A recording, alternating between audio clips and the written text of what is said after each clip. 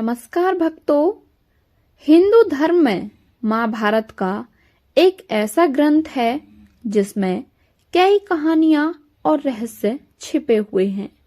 महाभारत में कई ऐसे किस्से हैं जिनके बारे में बहुत कम लोग ही जानते हैं। आमतौर पर लोग महाभारत को परिवार की लड़ाई की कहानी के तौर पर जानते हैं, लेकिन इस धार्मिक ग्रंथ में आपको पारिवारिक कलह की वजह, आपसी प्रेम, नफरत, विश्वास, क्रोध और संवेदनाओं का संग्रह मिलेगा। महाभारत से जुड़ी कई ऐसी कहानियां भी हैं जिनका जिक्र महाभारत ग्रंथ में नहीं किया। आज हम आपको महाभारत से जुड़ी एक घटना बताते हैं। इनमें से एक किस्सा ऐसा भी है जो शायद आपको हैरान कर सकता है। यह बात पांडवों से जुड़ी हुई है। ऐसा कहा जाता है कि पांडवों ने अपने पिता की मृत्यु के बाद उनका मांस खाया था, जिसमें पांचों पांडव ने अपने मृत पिता पांडु का मांस खाया था। पांडु के 5 पुत्र युधिष्ठिर, भीम, अर्जुन, नकुल और सहदेव थे। इनमें से युधिष्ठिर, भीम और अर्जुन की माता कुंती तथा नकुल और सहदेव की माता माद्री थीं।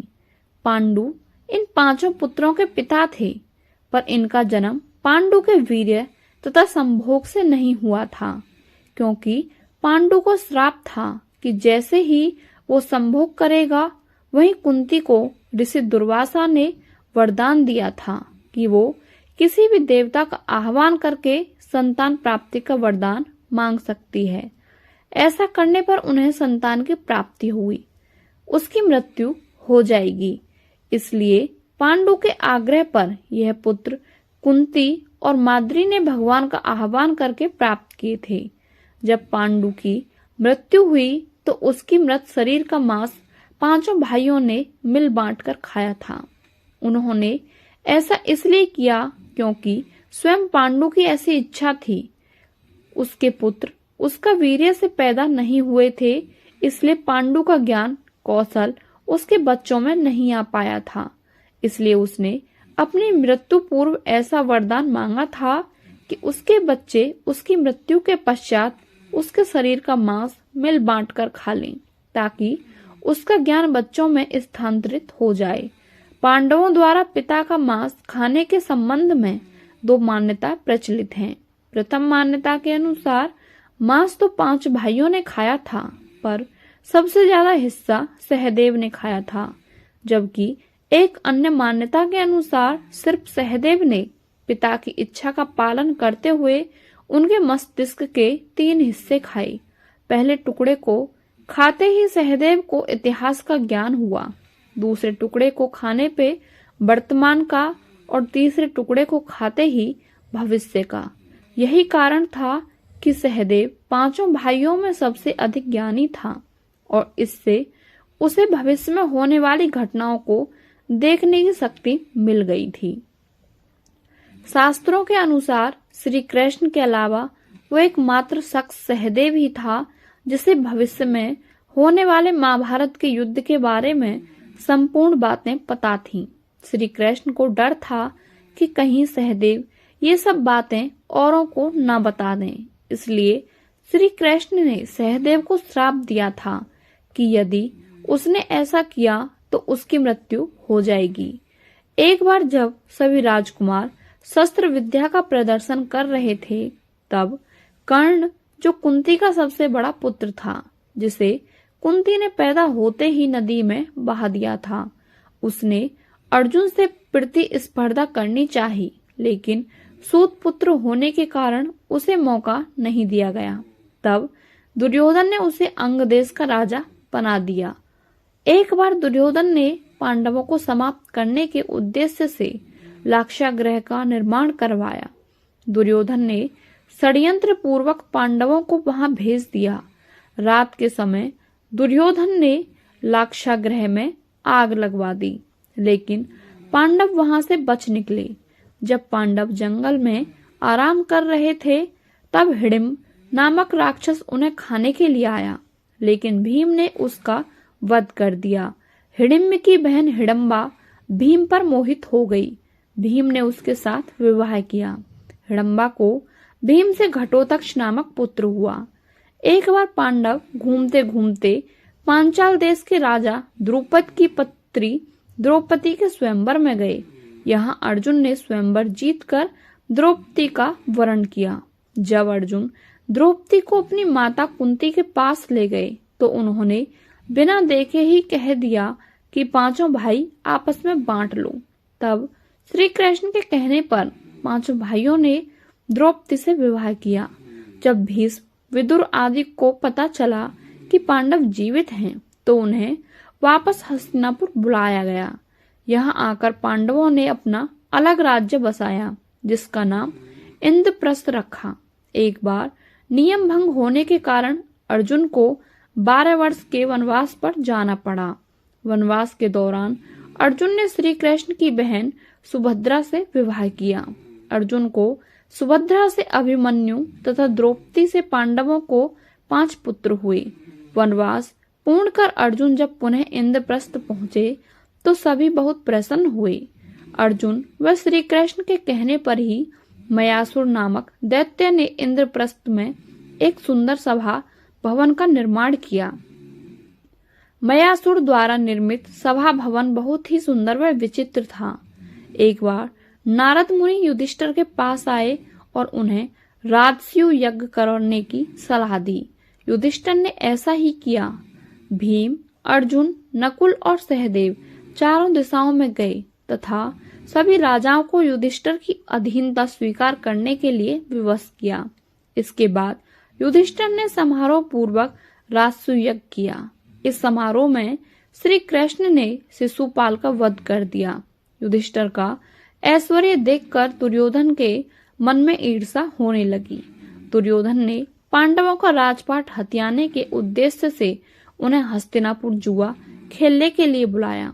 पांडव जुए में अपना राजपाट व धन आदि सब कुछ हार गए। इसके बाद युधिष्ठिर स्वयं के साथ अपने भाइयों व द्रौपदी को भी हार गए। भरी सभा में दुशासन द्रौपदी के बालों को पकड़कर लाया और उसके वस्त्र खींचने लगा, किंतु श्री कृष्ण की कृपा से द्रौपदी की लाज बच गई। द्रौपदी का अपमान देख भीम ने दुशासन के हाथ उखाड़कर उसका खून पीने और दुर्योधन की जंघा तोड़ने की प्रतिज्ञा की। यह देख धृतराष्ट्र डर गए और उन्होंने पांडवों को कौरवों के दासत्व से मुक्त कर दिया। इसके बाद धृतराष्ट्र ने पांडवों को उनका राजपाट भी लौटा दिया। इसके बाद दुर्योधन ने पांडवों को दोबारा जुआ खेलने के लिए बुलाया। इस बार शर्त रखी, जो जुए में हारेगा वह अपने भाइयों के साथ 13 वर्ष वनवास में बिताएगा, जिसमें अंतिम वर्ष अज्ञातवास का होगा। इस बार भी दुर्योधन की ओर से शुकनी ने पासा फेंका तथा युधिष्ठिर को हरा दिया। शर्त के अनुसार पांडव 13 वर्ष वनवास जाने के लिए विवश हुए और राज्य भी उनके हाथ से चला गया। जुए की शर्त के अनुसार युधिष्ठिर को अपने भाइयों के साथ 12 वर्ष का वनवास तथा 1 वर्ष के अज्ञातवास पर जाना पड़ा। पांडव वन में अपना जीवन बिताने लगे। वन में ही व्यास जी पांडवों से मिले तथा अर्जुन को दिव्य अस्त्र प्राप्त करने के लिए कहा। अर्जुन ने भगवान शिव से पाशुपास्त्र तथा अन्य देवताओं से भी दिव्यास्त्र प्राप्त किए। इसके लिए अर्जुन स्वर्ग भी गए। यहाँ किसी बात पर क्रोधित होकर उर्वशी नामक अप्सरा ने अर्जुन को नपुंसक होने का श्राप दे दिया। तब इंद्र ने कहा कि अज्ञातवास के समय यह श्राप तुम्हारे लिए वरदान साबित होगा। इधर युधिष्ठिर आदि पांडव तीर्थ यात्रा करते हुए बद्री का आश्रम आकर रहने लगे। यही गंधमादन पर्वत पर भीम की भेंट हनुमान जी से हुई। हनुमान जी ने प्रसन्न होकर भीम को वरदान दिया कि युद्ध के समय वे अर्जुन के रथ की ध्वजा पर बैठकर शत्रुओं को डराएंगे। कुछ दिनों बाद अर्जुन स्वर्ग से लौट आए। एक दिन जब द्रौपदी आश्रम में अकेली थीं, तब राजा जयद्रथ उसे बलपूर्वक उठा ले गया। पांडवों को जब पता चला तो उन्होंने उसे पकड़ लिया। जयद्रथ को दंड देने के लिए भीम ने उसका सिर मूंड दिया व 5 चोटियां रखकर छोड़ दिया। एक बार यमराज ने पांडवों की परीक्षा ली। यमराज ने यक्ष बनकर भीम, अर्जुन, नकुल व सहदेव से अपने प्रश्नों के उत्तर जानने चाहे, लेकिन अभिमानवश इनमें से किसी ने भी यमराज के प्रश्नों के उत्तर नहीं दिए, जिसके कारण यमराज ने इन सभी को मृतप्राय कर दिया। अंत में युधिष्ठिर ने यमराज के सभी प्रश्नों के उत्तर दिए। प्रसन्न होकर यमराज ने सभी को पुनर्जीवित कर दिया। 12 वर्ष के वनवास के बाद पांडवों ने अज्ञातवास बिताने के लिए विराट नगर में रहने की योजना बनाई। सबसे पहले पांडवों ने अपने शस्त्र नगर के बाहर एक विशाल वृक्ष पर छिपा दिए। युधिष्ठिर राजा विराट के सभासद बन गए। भीम रसोई के रूप में विराट नगर में रहने लगे। नकुल घोड़ों की देखरेख करने लगे तथा सहदेव गायों की। अर्जुन बृहन्नला बनकर राजा विराट की पुत्री उत्तरा को नृत्य की शिक्षा देने लगे। द्रौपदी दासी बनकर राजा विराट की पत्नी की सेवा करने लगी। राजा विराट का साला कीचक द्रौपदी का रूप देखकर उस पर मोहित हो गया और उसके साथ दुराचार करना चाहा। प्रतिशोध स्वरूप भीम ने षड्यंत्र पूर्वक उसका वध कर दिया। एक बार कौरवों ने विराट नगर पर हमले की योजना बनाई। पहले त्रैगर्त देश के राजा सुशर्मा ने विराट नगर पर हमला किया। राजा विराट जब उससे युद्ध करने चला गया, उसी समय कौरवों ने भी विराट नगर पर हमला कर दिया। तब राजा विराट का पुत्र उत्तर बृहन्नला अर्जुन को सारथी बनाकर युद्ध करने आया। उत्तर ने जब कौरवों की सेना देखी तो वह डरकर भागने लगा। उस समय अर्जुन ने उसे सारथी बनाया और स्वयं युद्ध किया। देखते ही देखते अर्जुन ने कौरवों को हरा दिया। तब तक पांडवों का अज्ञातवास समाप्त हो चुका था। अगले दिन सभी पांडव अपने वास्तविक स्वरूप में राजा विराट से मिले। अज्ञातवास के बाद जब पांडव अपने वास्तविक स्वरूप में आए तो श्री कृष्ण आदि सभी ने मिलकर ये निर्णय लिया कि शर्त के अनुसार अब कौरवों का पांडवों का राज्य लौटा देना चाहिए। तब पांडवों ने अपना एक दूत हस्तिनापुर भेजा, लेकिन दुर्योधन ने राज्य देने से इनकार कर दिया। भीष्म, द्रोणाचार्य आदि ने भी दुर्योधन को समझाने का प्रयास किया, लेकिन वह नहीं माना। जब युद्ध प्रारंभ होने वाला था, उस समय शत्रुओं के दल में अपने परिजनों को देखकर अर्जुन हताश हो गए। तब श्री कृष्ण ने उन्हें गीता का उपदेश दिया, अपना धर्म की रक्षा के लिए युद्ध करने के लिए प्रेरित किया। देखते ही देखते कौरव पांडवों में घमासान युद्ध छिड़ गया। भीष्म लगातार 9 दिन तक पांडव सेना का संहार करते रहे। तब श्री कृष्ण ने पांडवों से कहा कि भीष्म की मृत्यु असंभव है, इसलिए उन्हें युद्ध से हटाने का उपाय वे स्वयं ही बता सकते हैं। पांडवों के पूछने पर भीष्म ने बताया कि शिखंडी अगर मुझसे युद्ध करने आएगा तो मैं उस पर शस्त्र नहीं चलाऊंगा।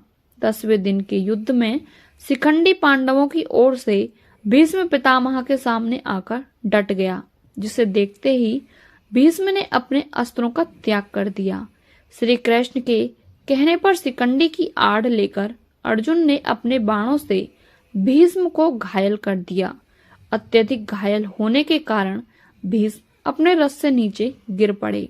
शरीर में धंसे तीर ही उनके लिए सैया बन गए।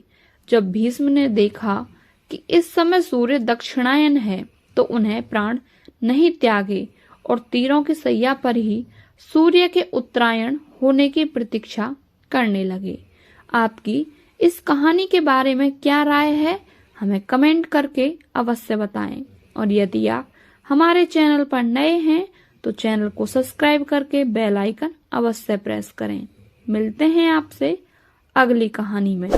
आपका बहुत बहुत धन्यवाद।